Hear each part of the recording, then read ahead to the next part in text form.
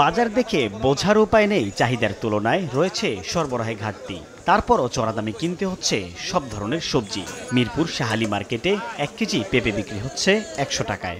100 টাকা পেঁপের কেজি চাচ্ছে, তো আসলে এটা আমার মনে হয় না যে এটা কোনো যুক্তিযুক্ত কথা। এটা রাজধানীর এই বাজারে 1 কেজি বেগুন কিনতে ক্রেতাকে গুনতে হচ্ছে 90 টাকা। করলা আর ঢেঁড়সের দাম পড়ছে 80 টাকা। 50 টাকার নিচে মিলবে না কোনো সবজি।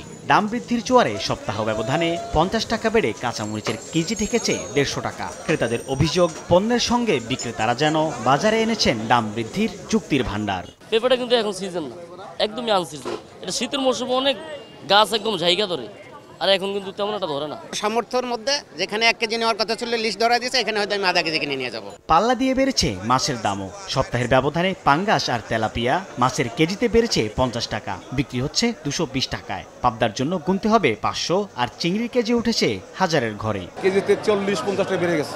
আমরা তো মধ্যবিত্ত লোক, আমরা তো করার কিছুই নেই। জয় ব্রাইট লক টেকনোলজি সাধারণ পাউডারের তুলনায় দেয় দ্বিগুণ উজ্জ্বলতা। রিন অ্যাডভান্সড দেয় দ্বিগুণ উজ্জ্বলতা। গাঙ্গে নদীতে পানি ময়লা হয়ে গেছে, আবর্জনা হয়ে গেছে, মাছ মুছ কম। বাজার মনিটরের যে সেল আছে তারা অকার্যকর হয়ে গেছে।